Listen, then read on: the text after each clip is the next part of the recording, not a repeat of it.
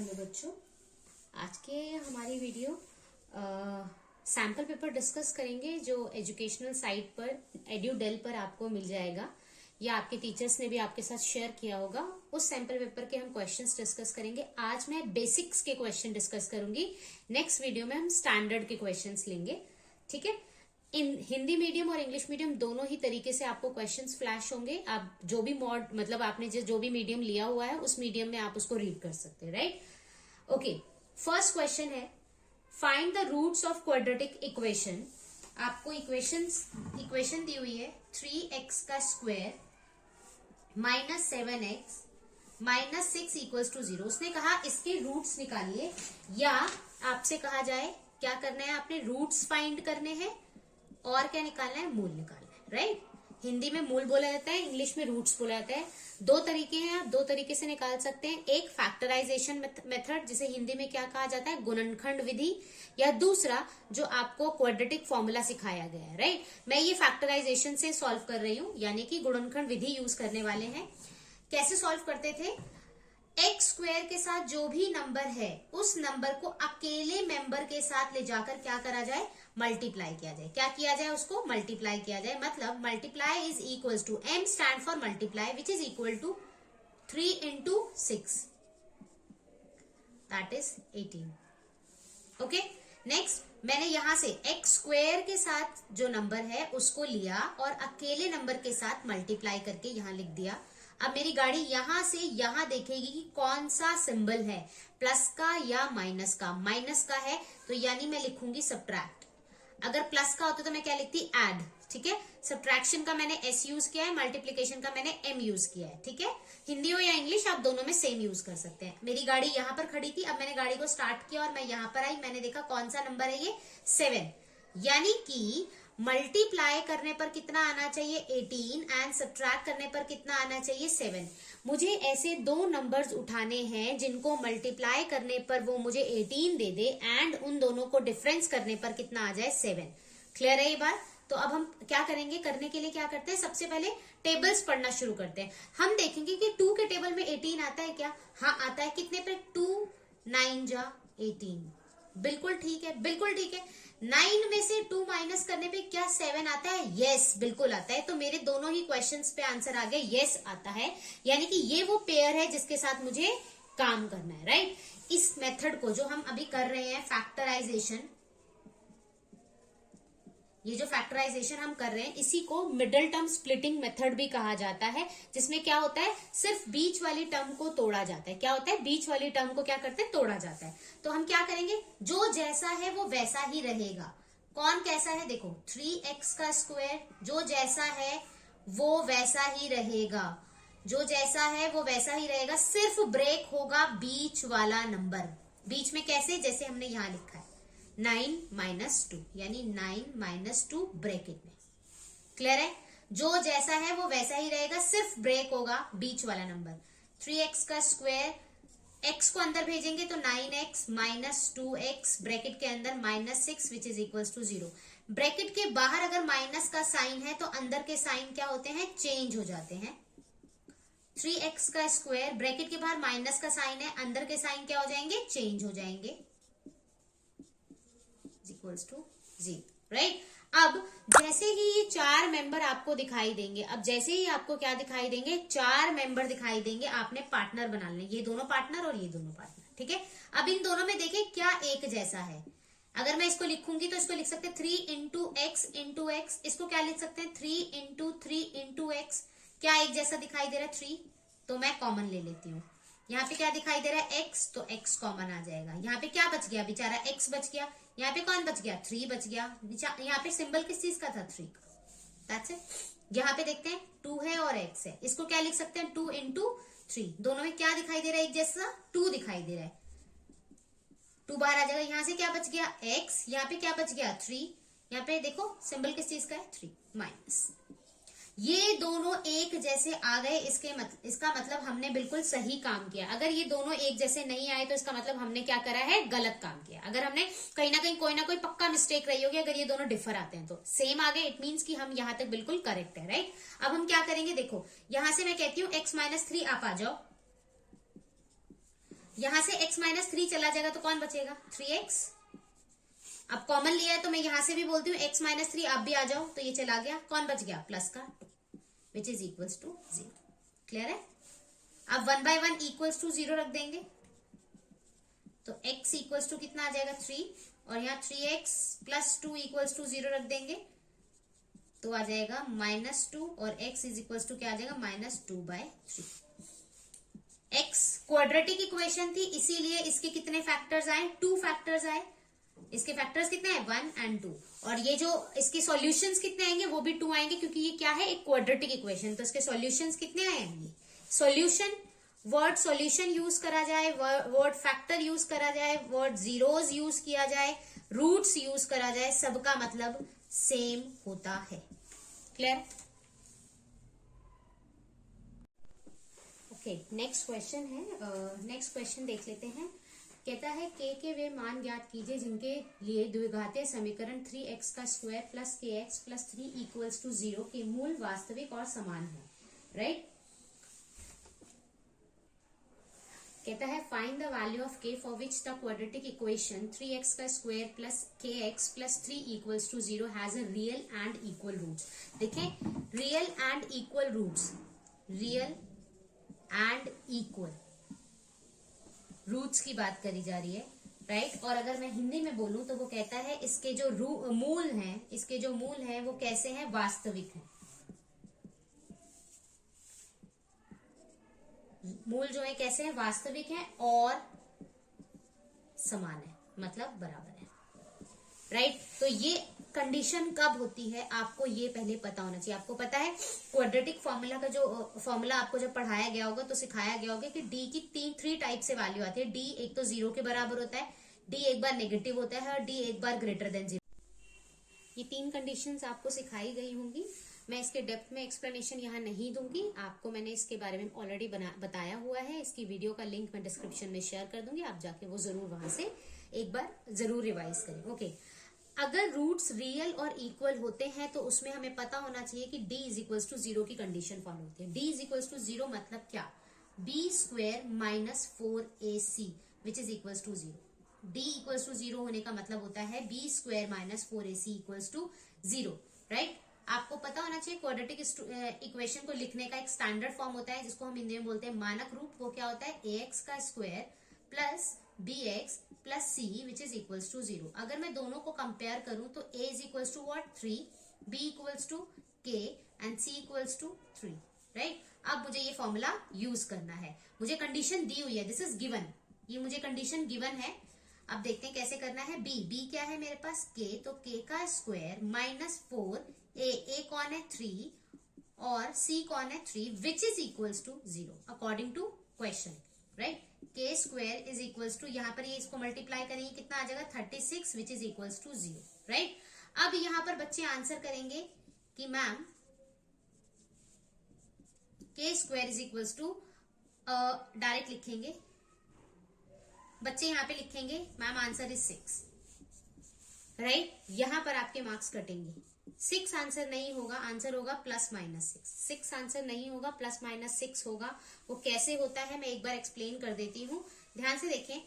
के square minus 36 equals to 0, ये एक क्वाड्रेटिक इक्वेशन है, मतलब इसकी पावर कितनी है 2, तो यानी कि क्वाड्रेटिक इक्वेशन है। क्वाड्रेटिक इक्वेशन है तो इसके कितने सॉल्यूशंस होने चाहिए, 2 सॉल्यूशंस होने चाहिए। इसके कितने सॉल्यूशंस होने चाहिए, 2 सॉल्यूशन। लेकिन आप अगर यहाँ पे सिर्फ 6 लिख रहे हैं तो इसका मतलब आप तो मुझे सिर्फ k की एक ही वैल्यू दे रहे हैं, दूसरी वैल्यू कहाँ गई, तो इसीलिए ये क्वेश्चन यहाँ पर गलत माना जाता है अगर आप एक सिर्फ पॉजिटिव 6 आंसर करते हैं तो। ठीक है। अब क्या करेंगे, देखें यहाँ पे इसको क्या मैं लिख सकती हूँ, के स्क्वायर माइनस 6 का स्क्वायर इक्वल्स टू 0। ये a square minus b square बन रहा है, इसको हम लिख सकते हैं a plus B and a minus B, a plus B into a minus B. इसका मतलब हम लिख सकते हैं, इसको क्या लिख सकते हैं, k माइनस 6 प्लस 6 और k minus 6 which is equals to 0।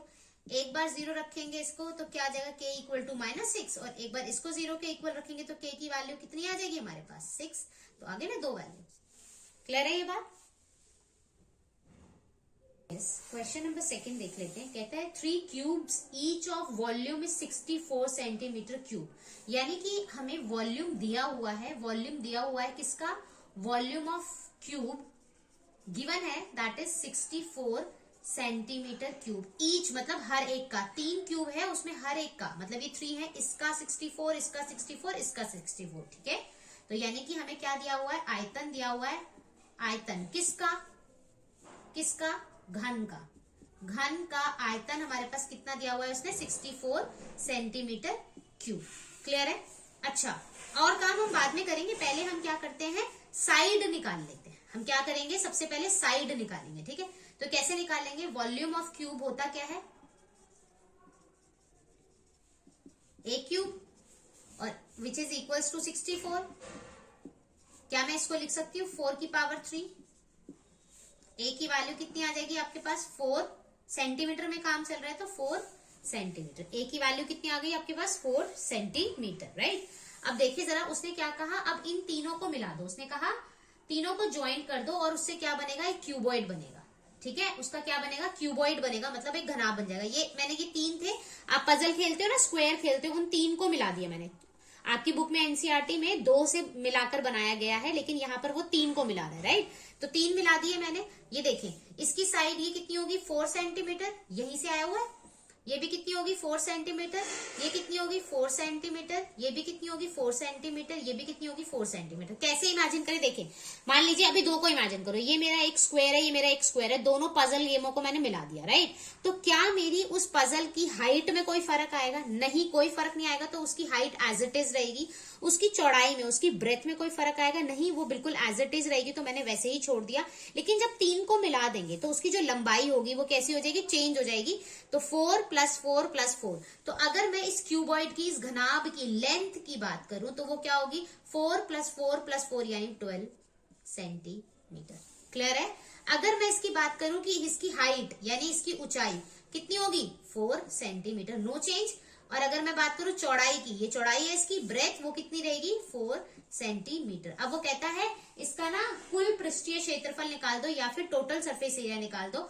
Total surface area of cuboid, ये शेप कौन सी है, क्यूबॉइड, या मैं बोलूं पृष्ठीय, कुल पृष्ठीय क्षेत्रफल किसका निकाल रहे हैं हम, क्यूबॉइड का, यानी कि घनाभ का। फॉर्मूला क्या होगा, 2 टाइम LB BH + HL। जिसे ये फॉर्मूला याद नहीं है, मेरी वो वीडियो चेक करें, प्रीवियस वीडियो चेक करें, उसमें आपको ये फॉर्मूला समझ आ जाएगा। ओके, अब वैल्यूज रख देते हैं फटाफट से। 2L, L की वैल्यू क्या है यहाँ पे देखें 12, B की वैल्यू कितनी है हमारे पास 4, B की वैल्यू कितनी है 4, H की वैल्यू कितनी है 4, H की वैल्यू कितनी है 4, L की वैल्यू कितनी है 2। मल्टीप्लाई करेंगे, 12 × 4 48, 4 4 जा 16, 12 × 4 कितना आ जाएगा 48।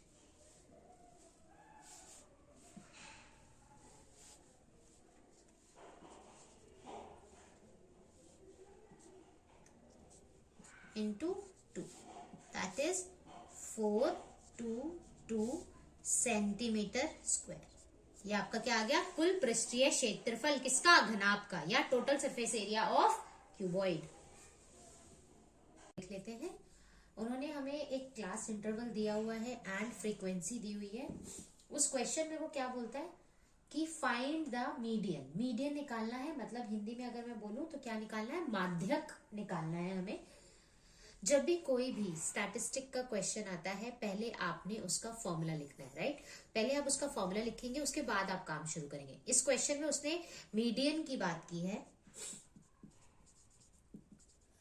यानी माध्यक की बात की है। तो इसका सबसे पहले हम फॉर्मूला लिखेंगे, वो क्या होता है, L प्लस में n/2 माइनस CF अपॉन में F इंटू H। सबसे पहले हमें फॉर्मूला लिखना होता है। क्लियर है।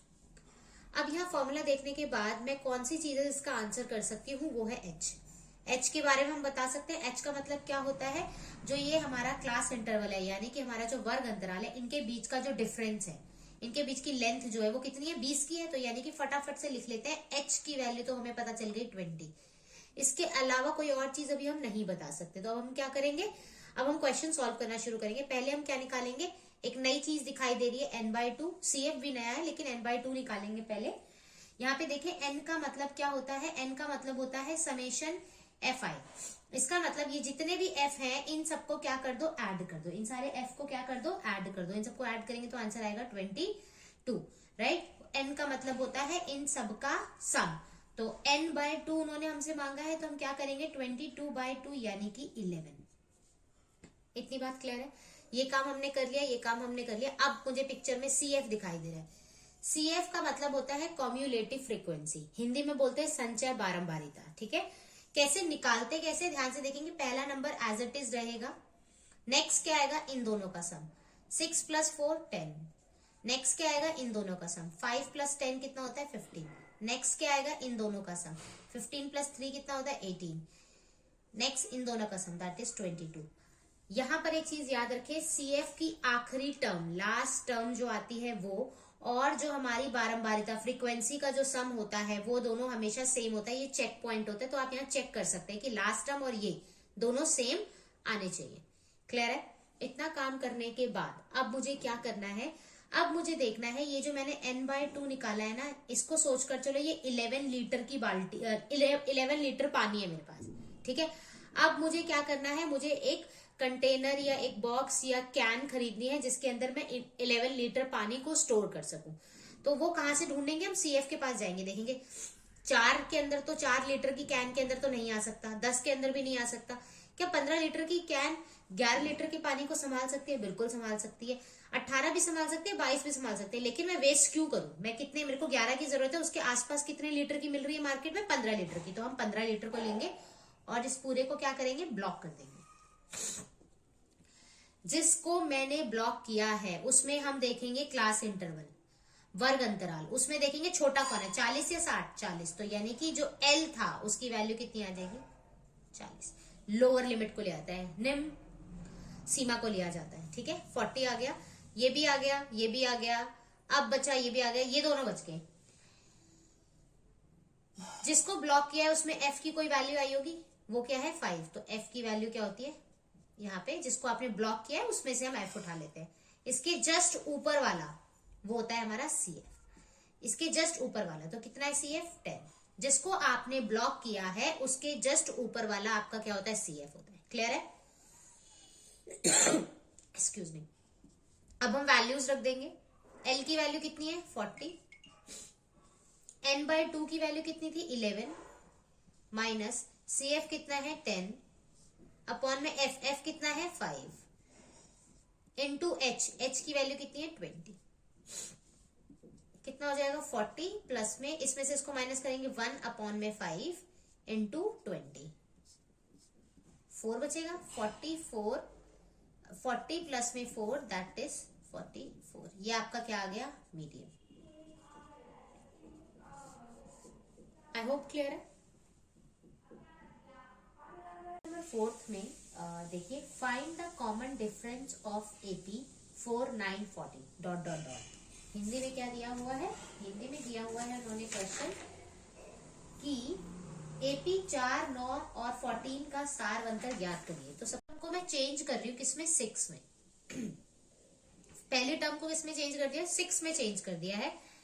कहता है AP निकाले, ठीक है। अब देखें, अगर मैं कहती हूँ मेरा ना D2 है और पहली टर्म A जो है वो 3 है, AP बनाओ, तो आप क्या करेंगे 3 लिखेंगे। अगला क्या हो जाएगा 3 + 2 5, अगला क्या हो जाएगा 2 ऐड होता चला जाएगा 5, फिर 7, ऐसे आप बना लेंगे AP। सेम काम आपको यहां करने की बात की जा रही है। वो कहता है D ये है, सॉरी D ये है और फर्स्ट टर्म ये है, आप AP बनाइए। तो 6 हो गया। अगला क्या आएगा, इसमें 5 ऐड करेंगे, कितना आ जाएगा 11, फिर इसमें 5 ऐड होगा, कितना आ जाएगा 16, फिर 5 ऐड होगा, क्या आ जाएगा 21 डॉट डॉट डॉट। ये आपकी क्या आ जाएगी, न्यू AP, ठीक है।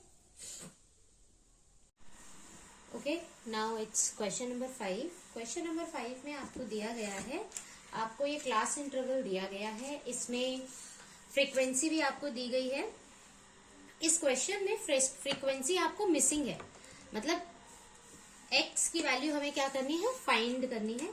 ओके, देखिए जब भी मिसिंग का कोई क्वेश्चन आ जाता है, चाहे वो आपको मीन से दे दिया जाए, मोड से दे दिया जाए, या आपको दे दिया जाए मीडियन से, आपको कोई अलग से प्रोसीजर याद नहीं करना है, नॉर्मल फॉर्मूला लगाना है, नॉर्मल जैसे नंबर्स के साथ हम क्वेश्चन करते हैं आपने वैसे ही सॉल्व करना है।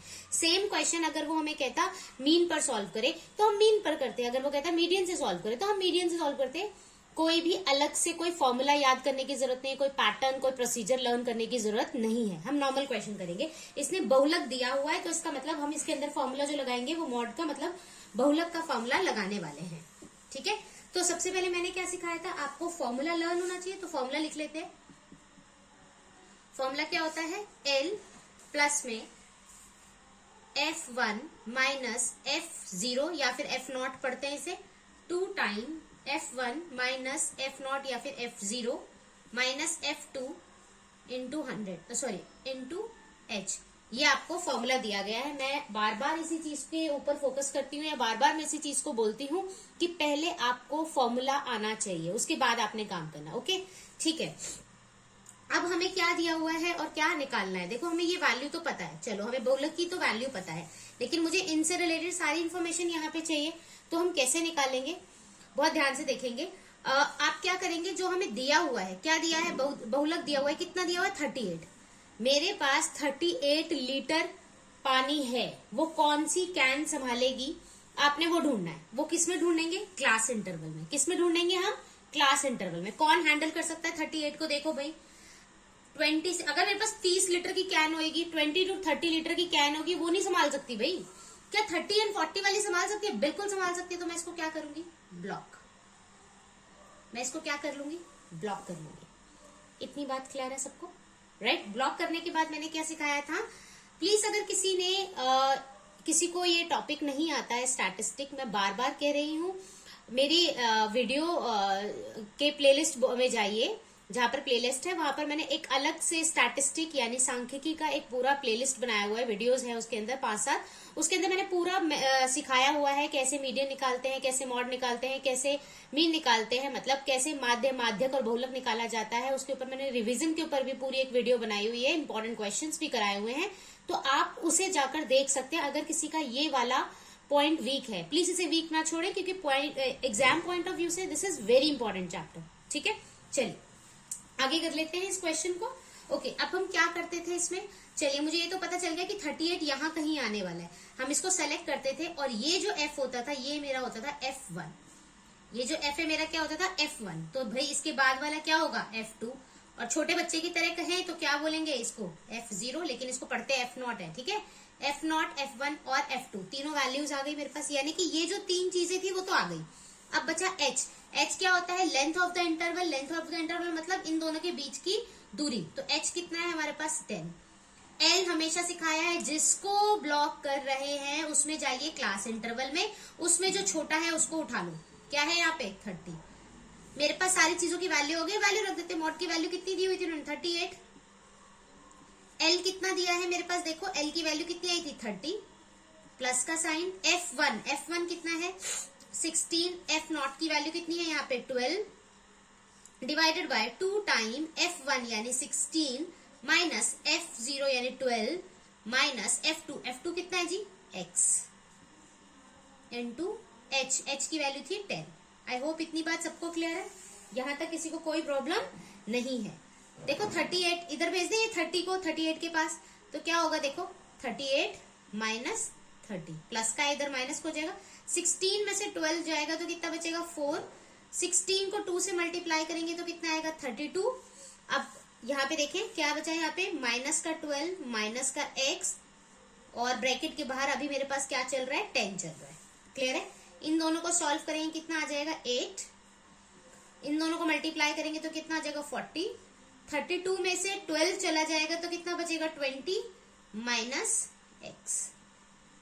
ठीक है, इसको इधर शिफ्ट कर देते हैं और इसको इधर कर देते हैं, क्रॉस मल्टीप्लाई कर देते हैं, तो ये क्या आ जाएगा 20 माइनस x और 40 अपॉन में 8 5 से 40, क्या बच गया मेरे पास 20 माइनस x इक्वल टू 5। इस 5 को इधर भेज देते हैं, तो 20 minus 5 is equals to x minus का था इधर चला जाएगा तो प्लस का हो जाएगा, तो ये 15 equal to x, that is your answer. देखिए अगर नॉर्मल क्वेश्चन होता, नॉर्मल क्वेश्चन अगर ये होता मॉड का, बहुलक का, ये नॉर्मल क्वेश्चन होता है तो हम क्या करते हैं, हम सारी वैल्यूज यहाँ से निकालते, सब्स्टिट्यूट करते, क्वेश्चन सॉल्व करते। अभी भी तो हमने यही किया है, हमने कुछ अलग किया ही नहीं है, हमने सेम क्वेश्चन कराया। अगर नॉर्मल नंबर्स के साथ होता तो हम सेम प्रोसीजर फॉलो करते, राइट। तो प्लीज मिसिंग फ्रीक्वेंसी के क्वेश्चन देखकर कोई भी बच्चा डरेगा बिल्कुल भी नहीं। क्लियर है? अगर अभी भी किसी को डाउट है तो वो कमेंट करके मुझसे जरूर पूछ। देख लेते हैं, उन्होंने एक सर्कल दिया हुआ है। सर्कल में वो कहता है ये एक डायमीटर है, इसका नाम दिया उन्होंने डी और इसका नाम दिया ई, और यहां से एक टेंजेंट जा रही है और एक टेंजेंट यहां से जा रही है। देखो आप लोगों को पता होना चाहिए टेंजेंट का मतलब, ये एम और ये एन। टेंजेंट यानी कि उन्होंने क्या कहा हुआ है, स्पर्श रेखा। क्वेश्चन को सॉल्व करने से पहले एक इंपॉर्टेंट चीज देखें।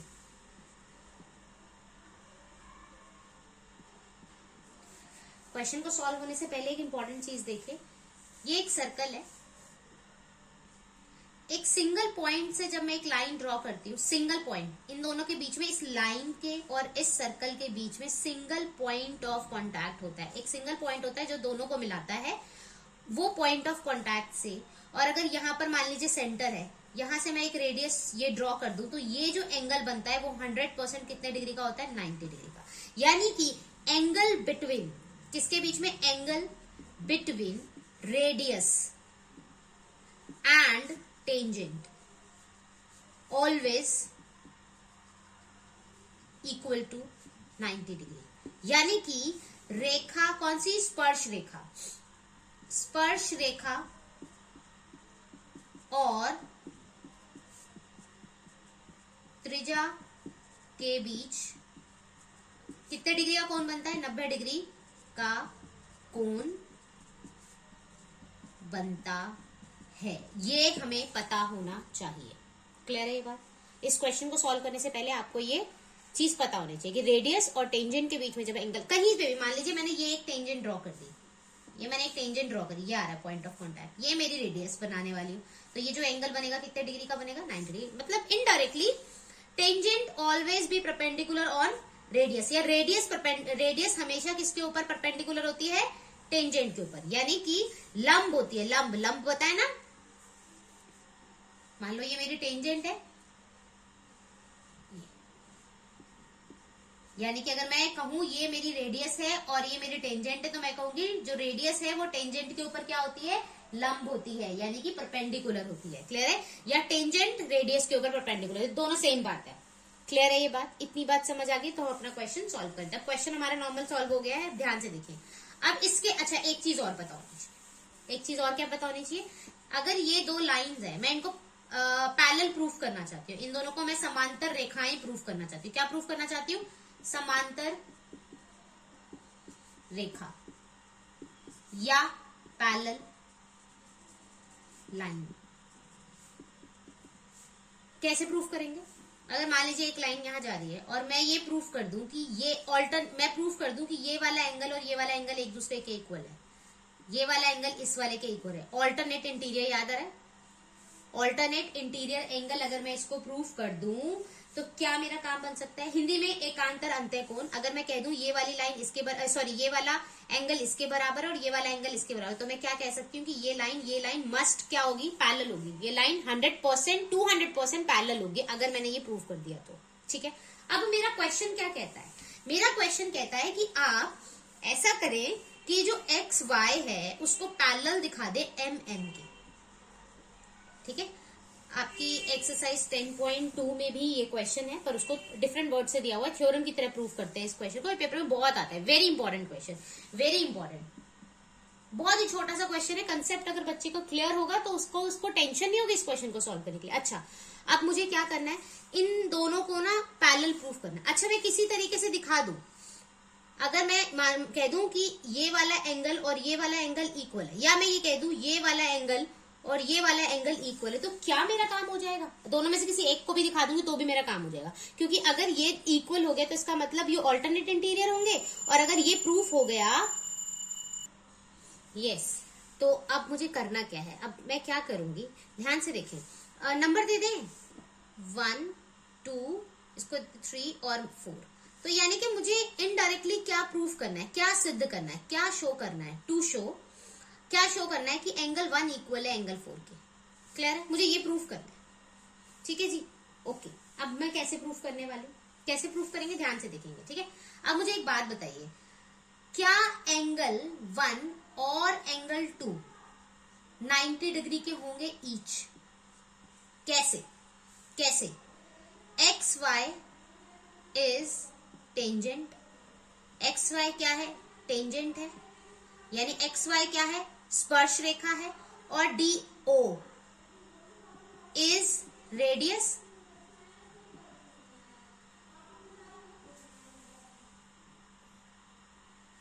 अभी अभी सिखाया कि इन दोनों के बीच में जो एंगल बनता है वो कितने डिग्री का बनता है? 90 डिग्री का। क्लियर है ये बात? तो इसका मतलब मैं कह सकती हूं कि angle X D O is equal to 90 degree. क्या मैं कह सकती हूँ? X D O equal to 90 degree. अच्छा, एक्स डी ओ बेचारे यहां तक अगर 90 डिग्री, अगर एक्स डी ई बोल दूंगी तो कोई बड़ी बात है? नो। तो क्या मैं कह सकती हूँ X D E is equal to 90 degree? बिल्कुल कह सकते हैं। सिमिलरली इसी तरीके से मैं एंगल 3 और एंगल 4 को भी क्या कह सकती हूँ? वो 90 डिग्री। क्यों भाई, क्यों है इक्वल? क्योंकि M N is tangent and O E is radius. ठीक है, रेडियस। मैं इसके बाद लिख दूं एंगल बिटवीन, अब ये लिखने की जरूरत तो नहीं है, इसके आगे एक और सेंटेंस लिखना बहुत जरूरी है कि angle between tangent and radius is always 90 degree, right? या radius is always perpendicular on tangent, आप लिख सकते हैं, राइट? मैं लिख नहीं रही हूँ, ये मैं ऑलरेडी एक्सप्लेन कर चुकी हूँ। तो इससे मुझे क्या पता चल जाएगा, देखिए फटाफट से, मैं ये और ये इन दोनों के साथ काम करूँ तो मैं ये वाला एंगल लूंगी। कौन सा? N E O. अब मैं क्या कह सकती हूँ? Angle N E O is equal to 90 degree. Similarly मैं कह सकते N E D, N E D is equal to 90 degree. देखें जरा, ये भी 90 डिग्री, ये भी 90 डिग्री, मतलब ये दोनों आपस में कैसे होंगे? बराबर होंगे। दोनों ही कैसे आ गए? 90 डिग्री। देखें, ये एंगल 1 था और ये एंगल कौन सा था? 4। ये दोनों ही कैसे आ गए? 90 डिग्री आ गए। तो यानी कि इसको हम क्या बोल सकते हैं? ये कौन से वाले एंगल आ गए हमारे पास? Alternate interior angle. और हिंदी में कौन से वाले एंगल बोल सकते हैं? एकांतर आंतरिक कोण। जब ऐसा हो जाता है, जब ये है, तो इसका मतलब ऑब्वियसली एक्स वाई पैरेलल होगी किसके? एम एन के। इस क्वेश्चन में कुछ भी नहीं है, बहुत ध्यान से करेंगे। 2 प्रॉपर्टीज जो मैंने शुरू में समझाई थी वो आपको पता होनी चाहिए, तो आप ये क्वेश्चन बिल्कुल ओरली यूं कर लेंगे चुटकियों में। क्लियर है? नंबर 6 का ही और पार्ट है, वो देख लेते हैं। इसमें उन्होंने दिया हुआ है इन द गिवन फिगर, ये एक हमें फिगर दी हुई है उन्होंने। इसमें ए बी की वैल्यू हमें 6 सेंटीमीटर दी हुई है, B C 7 centimetre, C D 4 centimetre, A D हमें नहीं पता। एडी के ऊपर हमें क्या दिया हुआ है? क्वेश्चन मार्क दिया हुआ है। इस क्वेश्चन को करने से पहले जरा एक बार फिर से देख लेते हैं। मान लीजिए ये मेरा एक सर्कल है, ओके, और ये मेरा एक एक्सटीरियर पॉइंट है जिससे मैंने एक टेंजेंट ड्रॉ की हुई है, करी है।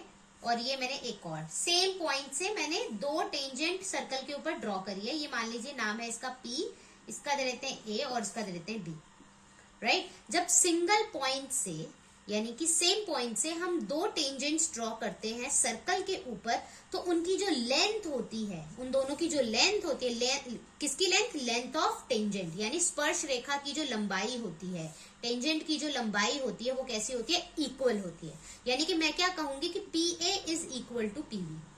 ये कंडीशन तभी अप्लाई होती है जब मैं एक सिंगल, अगर मान लीजिए मैंने एक ये स्पर्श रेखा ये बनाया और मैंने एक ये एक बनाया और मैंने यहां से एक ये खींच दी, और ये एक पॉइंट था, एक ये पॉइंट है, यहां से मैंने दूसरी खींच दी। मुझे नहीं पता ये दोनों बराबर होंगी या नहीं, आई डोंट नो।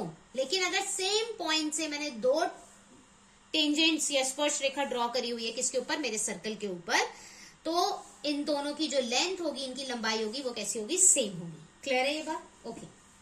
अच्छा, तो इस क्वेश्चन में क्या रोल है इसका देख लेते हैं फटाफट से। पहले मैं समझाऊंगी, फिर हम लिखेंगे इसको, ठीक है? फिर लिखने की जरूरत भी नहीं पड़ेगी, आप ही बहुत इंटेलिजेंट बन जाएंगे। देखिए, चलो यहां से शुरू करते हैं। ये मेरा एक ए पॉइंट है, सब कुछ भूल जाओ, ये मेरा एक ए पॉइंट है जो एक्सटीरियर है, ठीक है। क्या यहां से लेकर यहां तक ये मेरी टेंजेंट दिखाई दे रही है? क्या यहां से लेकर ये भी टेंजेंट दिखाई दे रही है? तो क्या ये डिस्टेंस और ये डिस्टेंस सेम होगा? यस और नो? क्लियर है या नहीं? तो मैं नाम दे देती हूँ पहले इन पॉइंट्स का, पी, इसका देते हैं क्यू, इसका देते हैं आर और इसका देते हैं एस। तो मेरा कहने का मतलब ये है कि क्या ए पी इक्वल होगी ए एस के? यस और नो? यस। अगर किसी को डाउट है तो वो कमेंट करके पूछ सकता है। क्यों भाई, क्यों है ये? They are the tangent from tangents from the same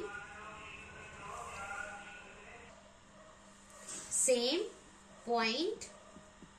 अच्छा, सेम एक्सटीरियर पॉइंट भी लिख सकते हैं आप। सेम एक्सटीरियर पॉइंट कौन सा है? ए से।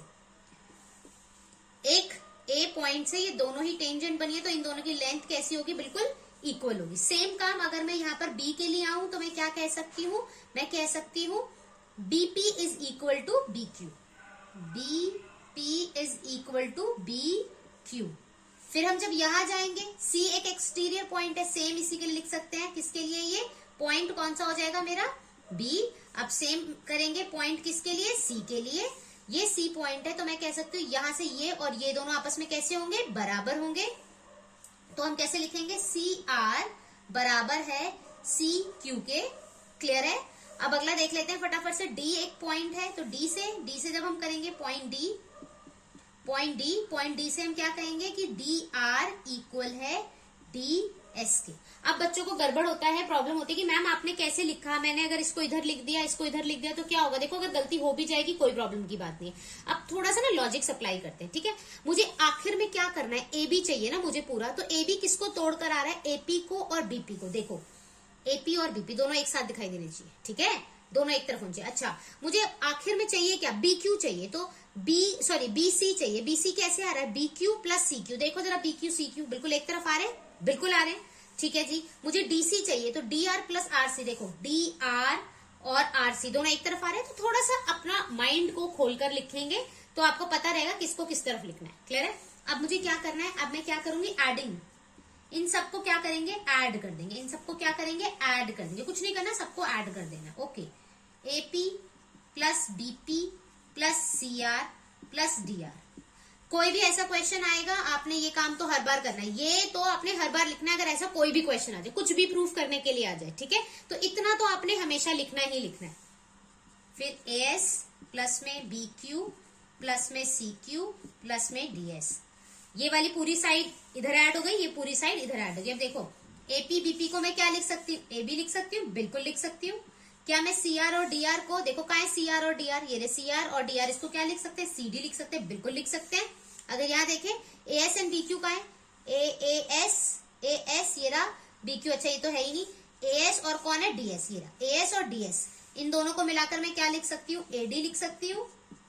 BQ एंड CQ को मिलाकर हम क्या लिख सकते हैं? BC लिख सकते हैं। अब वैल्यू देखिए मेरे पास किस किस चीज की है, वो रख देते हैं। AB की वैल्यू उन्होंने मुझे दी हुई है 6, CD की वैल्यू उन्होंने मुझे दी हुई है 4, AD की वैल्यू उन्होंने मुझे नहीं दी, एंड BC की वैल्यू कितनी दी हुई है उन्होंने? 7। ये कितना हो जाएगा? 10 में से 7 जाएंगे तो AD की वैल्यू कितनी आ जाएगी आपके पास? 3 सेंटीमीटर। That's it. अगर किसी को कोई डाउट हो तो वो कमेंट करके जरूर पूछ सकता है। ओके, नेक्स्ट क्वेश्चन है क्वेश्चन नंबर 7। उन्होंने मुझे एक AP दी हुई है और वो कहता है इस AP में ना केवल कितनी टर्म्स है? 40 टर्म्स है, 40 पद हैं। तो मतलब इसके अंदर 1 2 3 4 5 6 7 टोटल कितने होंगे? 40 है जी, ठीक है। उसने कहा फाइंड द लास्ट टर्म, तो मतलब है ही मेरे पास 40 टर्म और वो कहता है लास्ट टर्म निकालो। तो इसका मतलब वो ऑटोमेटिकली मुझे क्या कह रहा है कि A40 निकाल कर दिखाएं। यस और नो? ये किसी को डाउट है? अगर मैं कहती मेरे पास ना 5 टर्म्स हैं, 5 टर्म है, तो यानी A1 A2 A3 A4 और A5, यही होता। मैं कहती मुझे ना आखिरी टर्म निकालने, तो इनडायरेक्टली मैं आपसे क्या कह रही हूँ कि A5 निकाल कर दिखाएं। यस और नो? राइट। उसने कहा इसमें ना 40 ही टर्म्स हैं, 40 ही पद हैं। वो कहते हैं आखिरी पद निकाल कर दिखाओ। तो आखिरी में कौन होगा? 40वां ही तो होगा, तो A40। क्लियर है? अगर किसी को इस टॉपिक पे थोड़ा सा भी डाउट है कि मुझे नहीं आता ये एपी, तो आप मेरी वीडियो है प्लेलिस्ट में जाकर चेक कर सकते हैं, आपको मिल जाएगी और आप वहां से समझ सकते हैं। अगर स्टिल आपको कोई प्रॉब्लम होती है तो आप मुझे कमेंट करके भी पूछ सकते हैं। चलिए, यहां से मैंने क्या बताया हुआ है सबको कि ये n की वैल्यू हमें कितनी मिल गई, 40 मिल गई। ठीक है, फॉर्मूला होता है, सबसे पहले लिख लेते हैं, सॉरी पहले इसके बारे में लिख लेते हैं। a कितना है हमारे पास, 5 है, फर्स्ट टर्म 5 है। d क्या होता है, second term minus first term, second term minus first term, that is 3। तो d की वैल्यू कितनी आ गई मेरे पास, 3 आ गई। d आ गया, a आ गया और n आ गया। फॉर्मूला क्या होता है, an equal to a plus में n माइनस 1 d। तो n की वैल्यू क्या है, 40 है। a की वैल्यू कितनी थी, 5 थी। n की वैल्यू क्या है, 40 है, माइनस 1। d की वैल्यू कितनी है, 3 है। इसको इसमें से माइनस करेंगे, कितना आएगा, 39 into 3 which is equals to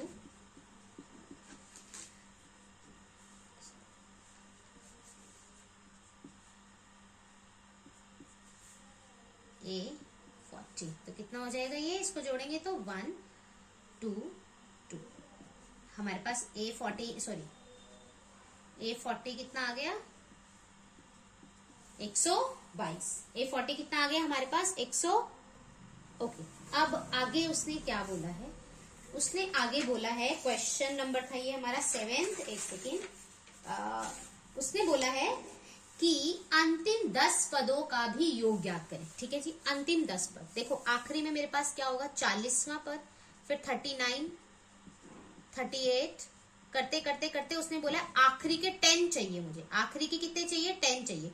तो A31 से लेकर A40 तक के नंबर मांग रहा है वो मुझसे। A31, A32, A33, A34। I hope ये क्लियर हो रहा है। ये सब अपना अपना दिमाग चला पा रहे हैं कि आखिरी के 10 नंबर। सोचो मेरे पास ना 1 से लेकर 20 तक के नंबर थे। मैंने कहा मुझे ना आखिरी के 5 नंबर चाहिए। तो आपको क्या याद आएगा कि मैम मुझे कहती है 16वां, 17वां, 18वां, 19 और 20, इन सबको मैम ऐड करने की बात कह रही है, यही बात है। तो सेम चीज आप यहाँ पे अप्लाई करेंगे। लास्ट मुझे पता है 40वां पद है, तो उसने कहा कि ना लास्ट के 10 को जोड़ना है। तो 10 में कौन आएगा, A31 पे जो पर्सन आ रहा है वो उसको बुलाएंगे। A32 पे जो होगा, A33, A34, A35, A36, A37, A38, A39 and A40।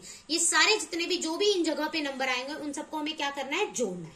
Clear है ये बात, ठीक है, हमें जोड़ना है। तो एक बात बताएं, अगर मुझे A31 पता है, अगर मुझे A31 पता है, A32 पता है, तो मैं काम कर सकती हूँ। लेकिन मुझे तो कुछ भी नहीं पता। क्या मैं A31 निकाल सकती हूँ, क्या मैं A31 निकाल सकती हूँ, निकाल सकती हूँ, बिल्कुल निकाल सकती हूँ। चलो एक बार A31 निकालते, फिर मैं बताती हूँ आगे हमें काम क्या करना है। ठीक है, A31 जैसे मैंने 40 निकाला था वैसे A31 निकाला जा सकता है, बिल्कुल निकाला जा सकता है। ये फॉर्मूला यहाँ एज इट इज लगा देते हैं। A की वैल्यू कितनी थी, 5, प्लस में n कितना है, 31 माइनस 1। d कितना था मेरे पास, 3 था। 5 प्लस में 30 इंटू 3, 3 3 जा 9, प्लस में 5, ये आ जाएगा 95। अच्छा, A31 कितना आ गया मेरे पास, 95। ओके, इतनी बात क्लियर है। अब ऐसा करें, ये भूल जाए। अब मैं भूल गई कि ऐसा, अच्छा इसकी 40 की वैल्यू चाहिए होगी मुझे सर, ये भूल जाते हैं। मुझे नहीं पता ये सब क्या है, ठीक है, मुझे नहीं पता ये सब क्या है। मुझे ये पता है कि ना एक टर्म है A31, उसकी जगह पर वैल्यू आई हुई है 95। इतनी बात क्लियर है, राइट। और एक ना वहीं पर A40 है जिसकी टर्म थी 122। ये ना 10 नंबर है टोटल, ये 10 है, उन सबको जोड़ना है। क्लियर है। अच्छा, SN का एक ये भी फॉर्मूला होता था। अगर तुम्हें याद हो तो तुम क्या लिखते हो फॉर्मूले में, n/2 2a plus n-1 d। यहीं से ये फॉर्मूला भी आता है n/2। क्या मैं इसको लिख सकती हूँ a प्लस a, बिल्कुल लिख सकती हूँ, n-1 d। क्या तुम्हें ये दिखाई दे रहा है an का फॉर्मूला, an जिसको अभी हम क्या बोल रहे थे, लास्ट टर्म यानी अंतिम पद। अभी भी बोला था ना हमने इसको, लास्ट टर्म और अंतिम पद। ये क्या होता है मेरा, लास्ट टर्म, या फिर हमने इसे क्या बोला था, अंतिम पद। क्लियर है। तो यानी कि इस फॉर्मूले को क्या मैं ऐसे लिख सकती हूँ, n/2 a प्लस में अंतिम पद। क्या मैं लिख सकती हूँ, बिल्कुल लिख सकती हूँ। क्या मैं इसको an लिख सकती हूँ। ये फॉर्मूला भी आपकी NCERT की बुक में है। क्लियर है ये बात? इतना मैं लिख सकती हूँ। अच्छा, अब मैं भूल गई आगे पीछे कुछ भी था, ठीक है। अब मेरे लिए ये एक समांतर श्रेणी है जिसका पहला नंबर 95 है और मुझे कुछ भी नहीं पता, और आखिरी नंबर 122 है, ठीक है। पहला नंबर 95 है, आखिरी नंबर 122 है, और मुझे कहा गया है कि ये सारे नंबरों को जोड़ दें, ठीक है। मुझे ये पता है कि टोटल नंबर कितने हैं, मतलब मेरे पास कितने पद हैं, 10 है, ठीक है। रखो वैल्यू, n कितना है, 10 डिवाइडेड बाय 2। क्या मुझे a पता है इसके हिसाब से? हाँ, 95 है। क्या मुझे आखिरी पता है? हाँ पता है, 122 है। इसको इससे काट देंगे तो आंसर कितना आ जाएगा, 5 आ जाएगा। यस और नो? इन दोनों को ऐड करेंगे तो कितना आ जाएगा, 217 into 5 which is equal to 1085। यानी कि ये जो 10 नंबर है, 95, उसके बाद कुछ रहेगा मुझे नहीं पता, लेकिन टोटल 10 है। पहला नंबर इज 95, आखिरी नंबर इज 122, टोटल 10 नंबर थे। इन 10 के 10 को मैं जब जोड़ दूंगी तो मेरा आंसर कितना आएगा, 1085। मैं क्वेश्चन को रिपीट कर रही हूँ, बहुत ध्यान से समझेंगे। उन्होंने मुझे एक ना एपी दी हुई थी, उन्होंने मुझे एपी क्या दी हुई थी जरा एक बार देख लेते हैं। क्वेश्चन नंबर 7 था, उन्होंने दिया होता 5, 8, 11 सो ऑन। उन्होंने कहा था ये आपको हम एपी दे रहे हैं जिसके अंदर सिर्फ और सिर्फ 40 पद हैं। 40 पद हैं, 40 पद का मतलब है 40 टर्म्स है, ओनली 40 टर्म्स है। तो मुझे पता चल गया कि भैया हमारे पास 40 टर्म्स आने वाले। तो सबसे पहले मैंने क्या करा, A40 निकाल दिया। A40 निकालते ही मेरा आंसर कितना आया, 122, ठीक है जी। अब उसने दूसरा क्वेश्चन इसी के साथ क्या पूछ लिया, उसने कहा ऐसा करें, आखिरी के 10 नंबर जोड़े।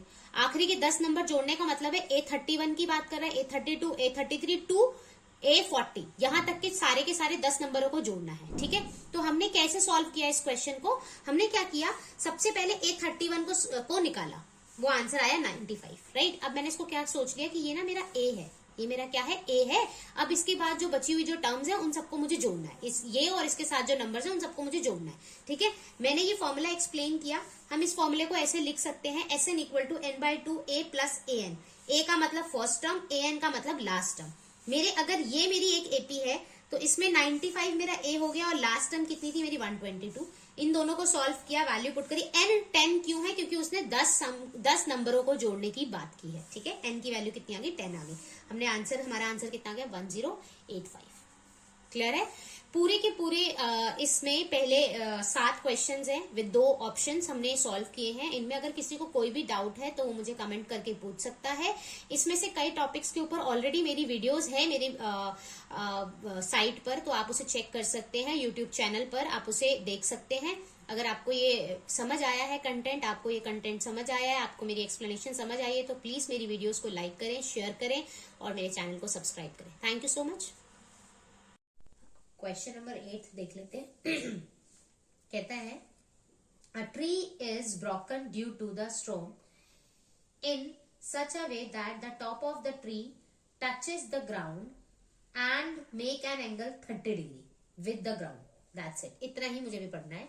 उसने क्या बोला, हिंदी में देख लेते हैं। तूफान के कारण एक पेड़ इस तरह टूट जाता है कि पेड़ का शीर्ष जमीन को छूता है और जमीन के साथ 30 डिग्री का कोण बनाता है। यानी कि मान लीजिए ये मेरा एक पेड़ था बड़ा सा और ये कहीं टूट गया।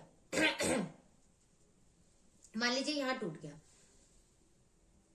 और वो टूट कर जमीन से आकर लग गया। जमीन बनाएंगे, ये टूटकर आकर जमीन पर लग गया और लगने के बाद यहां पर जमीन के साथ, ग्राउंड के साथ वो एंगल बना रहा है 30 डिग्री का। क्लियर है ये बात? 30 डिग्री का ही बनाया ना? हाँ, 30 डिग्री का वो कोण बनाता है। क्लियर है? आगे पढ़ते हैं। Length of the broken upper part of the tree is 8 metre. यानी कि वो जो ऊपर से टूटा है ना, ये जो टूटा है अपर पार्ट, वो उसने कहा है 8 मीटर है। अच्छा, ये जो टूट कर यहां लग गया तो इसका मतलब ये क्या हो गया, 8 मीटर ये वाली चीज हो गई। यहां से लेकर यहां तक ये कितनी चीज हो गई, 8 मीटर। क्लियर है? कहता है पेड़ के टूटने से पहले उसकी ऊंचाई ज्ञात करें। मतलब जब पेड़ नहीं टूटा था, बिल्कुल सीधा खड़ा था, तो उसकी ऊंचाई ज्ञात करें। तो पेड़ पूरा का पूरा यहां से लेकर यहां तक का क्या है, आपका पेड़ है, पूरा ट्री है, जिसमें से यहां तक तो 8 है। ये मुझे बचा हुआ निकालना है, तो इसका मतलब मुझे क्या निकालना है, ये हाइट ये वाली निकालनी है। अगर मैंने ये वाला एंगल यूज किया है तो इसका मतलब ये चीज क्या होगी, मेरी बेस। ये बेस है, ये क्या होगा हमारा परपेंडिकुलर, और ये क्या होगा मेरा हाइपोटेनस, राइट। ये बी, ये पी और ये एच। इतनी बात क्लियर है। मुझे निकालना क्या है, पी निकालना है। पी के ऊपर क्या है, क्वेश्चन मार्क है। गिवन क्या है, मुझे एच पता है, एच के बारे में मेरे पास इंफॉर्मेशन है। तो सबसे बड़ा क्वेश्चन बच्चों को ये लगता है कि मैम अब हमें कौन सा रेशियो उठाना है, साइन लेना है, कॉस लेना है, टेन लेना है, कॉसिकन लेना है। हमेशा याद रखें, हमें वो रेशियो उठाना है जिसमें हमारी एक गिवन इंफॉर्मेशन यूज हो जाए और जो हमें निकालना है वो इंफॉर्मेशन यूज हो जाए। तो यहाँ पे देखो क्या दो चीजें हैं, पी और एच, जिसमें पी और एच दोनों चीजें हमारी इन्वॉल्व हो। तो ऐसा कौन सा है, सबसे पहले इसको लिखने का तरीका क्या होता है वो देख लीजिए। हम ट्राइंगल का पहले नाम दे देते हैं ए, बी और ये सी, और इसका नाम दे देते हैं डी, ठीक है। इन ट्राइंगल कौन सा वाला, ए बी सी, ट्राइंगल लिया हमने ए बी सी, जिसके अंदर हम क्या लगाने वाले, पी और एच का कॉम्बिनेशन। पी और एच का कॉम्बिनेशन कौन सा होता है, साइन, एंगल कितने डिग्री का है, 30 डिग्री का, sine 30 degree which is equals to P upon में एच। हमारे लिए पी क्या था, बीसी, और एच क्या था हमारे लिए, AC, which is equals to sine 30 degree. Sine 30 degree की वैल्यू होती है हाफ। बीसी देखो यहाँ पे, बीसी की वैल्यू हमें नहीं पता, क्या एसी की वैल्यू पता है, हाँ क्या पता है, 8 है, रख देंगे, cross multiply 8 divided by 2 equal to BC, ये कट जाएगा तो 4 मीटर। किसकी हाइट आ गई, किसकी हाइट आ गई, 4 मीटर। ये जो पेड़ अभी भी स्टैंडिंग फॉर्म में, जो पेड़ अभी भी खड़ा है, उसकी हाइट कितनी आ गई, 4। क्लियर है। लेकिन उसने कहा था मुझे तो पूरी ट्री की हाइट चाहिए, तो लेंथ ऑफ ट्री क्या होगी, ये 8, ये भी तो ट्री की हाइट थी, 8 प्लस में 4 यानी 12 मीटर। आई होप क्लियर है। 8 का ही और पार्ट देख लेते हैं, क्वेश्चन नंबर 8 का और पार्ट। वो कहता है 2 poles of a equal height, 2 खंबे हैं जो कि बिल्कुल समान ऊंचाई के हैं, 2 खंबे हैं जो कि बिल्कुल समान ऊंचाई के हैं, बिल्कुल इक्वल लेंथ के हैं, standing opposite each other on either side of the road. मान लीजिए कि हमारी एक रोड है, मान लीजिए ये मेरी एक रोड है, और रोड के दोनों साइड 2 खंबे खड़े होते हैं ना, जैसे मान लीजिए वो लाइट, स्ट्रीट लाइट्स होती है ना, सोचिए ये दोनों स्ट्रीट लाइट्स हैं, ये दोनों इक्वल है, मुझे पता है इन दोनों की लेंथ कैसे इक्वल है। तो अगर मैं इसको h बोलती हूँ, हाइट, तो ये भी मेरी क्या होगी, हाइट।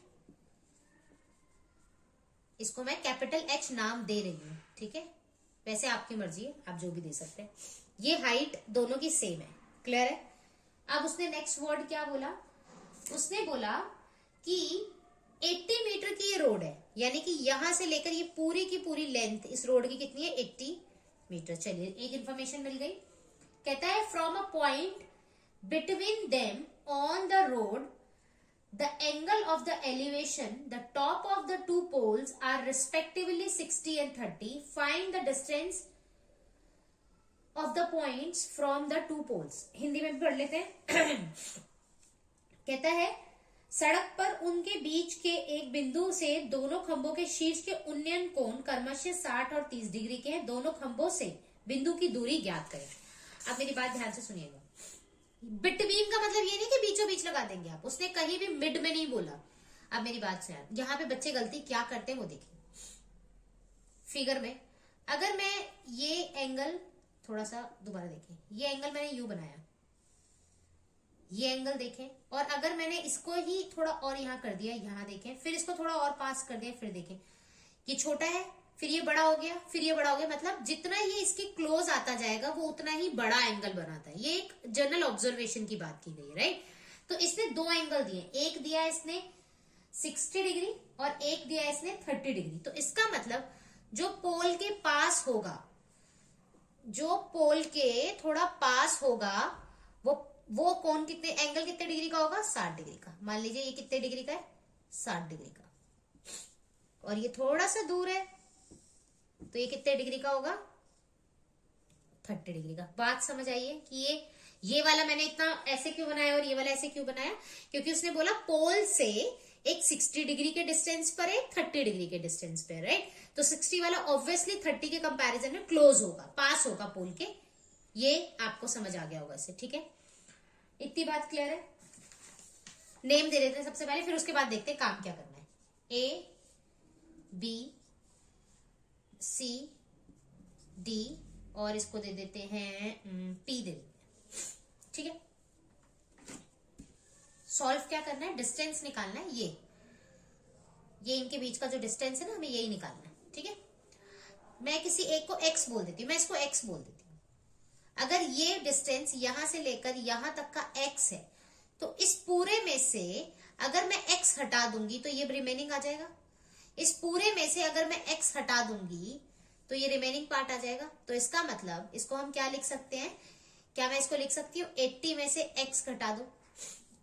यहां ये पूरी की पूरी लाइन ना मान लीजिए 10 मीटर की थी, मैंने कहा 2 मीटर इसको दे दो, तो यहाँ कितना बचेगा, तो आप क्या करेंगे 10 में से 2 घटाएंगे तो कितना बचेगा 8। सेम काम किया है, ये पूरी की पूरी कितनी थी 80 मीटर की थी, उसमें से मैंने x इसको दे दिया, तो ये क्या बचेगा 80 minus x। I hope clear है सबको। चलिए सारी चीजें हो गई। अब यहाँ 2 ट्राइंगल है, 1 बाय 1 हम काम करेंगे, बहुत ही आराम से काम करेंगे, ठीक है। कैसे करेंगे देखिए, एक एक करके दोनों ट्राइंगल के साथ काम करेंगे। इन ट्राइंगल कौन सा वाला ले लेते हैं, पहले ले लेते हैं A B P, A B P, A B P, ये 90 डिग्री है, ये भी 90 डिग्री, ओके। अभी इसको भूल जाते हैं, सिर्फ मेरे लिए ये वाला ट्राइंगल है, ठीक है। देखो गिवन इन्फॉर्मेशन क्या है, दोनों की ये जो हाइट है ना, दोनों की सेम है, क्लियर है। तो इसका मतलब ये गिवन इन्फॉर्मेशन का मुझे यूज करना है और निकालना क्या है ये। तो ये क्या होता है P और ये क्या होता है मेरे लिए B। तो P और B का कॉम्बिनेशन कौन सा होता है, 10 का होता है, क्लियर है ये बात। तो यहाँ पे हमें किसका कौन सा ट्राइंगल कौन सा रेशियो यूज करेंगे, 10 का। एंगल कितना है 60 degree, 10 60 degree which is equals to P upon में B। P क्या है मेरे लिए AB और B क्या, एक चीज लिखना भूल गई थी मैं, हमें शुरू में ही लिख लेना चाहिए कि ये दोनों पोल की हाइट जो है बिल्कुल सेम है। तो AB is equal to CD, इसका यूज होगा, ऑब्वियसली गिवन इन्फॉर्मेशन है ये में, तो यूज तो हो गई, ओके। 10 60 की वैल्यू कितनी होती है √3। अब देखिए जरा AB कितना है मेरे पास, मुझे तो नहीं पता, तो AB को AB रखते हैं। BP की वैल्यू कितनी है x, क्लियर है। इसको क्रॉस मल्टीप्लाई कर देते हैं, तो ये क्या हो जाएगा √3x इक्वल टू AB। ये मेरे पास एक इंफॉर्मेशन आ गई, इसको मार्क करके रख लेते हैं, क्लियर है। अब दूसरा ट्राइंगल कौन सा था, CDP, CD और P। एंगल कितने डिग्री का, 30 डिग्री का। अगेन ये क्या होता है P और ये क्या है मेरा B। P और B का कॉम्बिनेशन कौन सा होता है, 10 होता है। तो फटाफट से लिखेंगे 10 30 डिग्री P अपॉन में B। 10 30 की value 30 degree 10 30 degree equals to P by B, okay. P is equals to what, P हमारे पास इस ट्राइंगल में P क्या था हमारे लिए, ये CD, और B क्या है हमारे लिए 80 माइनस x। 10 30 डिग्री की वैल्यू कितनी होती है 1 बाय √3। अब हम क्या करेंगे, क्रॉस मल्टीप्लाई,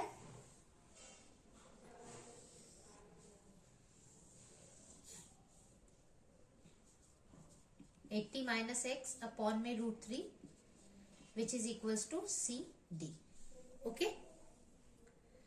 ये हमारी सेकेंड इक्वेशन हो जाएगी। अब हमें गिवन क्या था कि AB और CD दोनों ही बराबर है।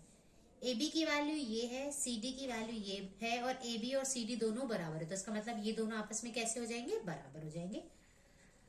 तो by first and second equation we get, क्या मिलेगा हमें, x √3 बराबर है 80 माइनस एक्स अपॉन में √3 के। अगेन ये इधर चला जाएगा, क्या आएगा x √3 multiply √3 equal to 80 minus X. √3 multiply होगा तो क्या आएगा 3 और x है तो 3x equal to 80 minus X. Minus की टर्म इधर आएगी तो किसकी हो जाएगी, प्लस की। 3x और 1x कितना हो जाएगा 4x इक्वल टू 80। 4 से 80 कट जाएगा तो 20 बचेगा, तो x की वैल्यू कितनी आ गई 20। तो अगर मैं यहां तक का डिस्टेंस बताऊंगी तो वो कितना होगा 20 मीटर। और ये वाला डिस्टेंस क्या होगा 80 में से x घटाना था, तो 80 में से 20 घटा देंगे तो कितना बच जाएगा 60 मीटर। आई होप क्लियर है।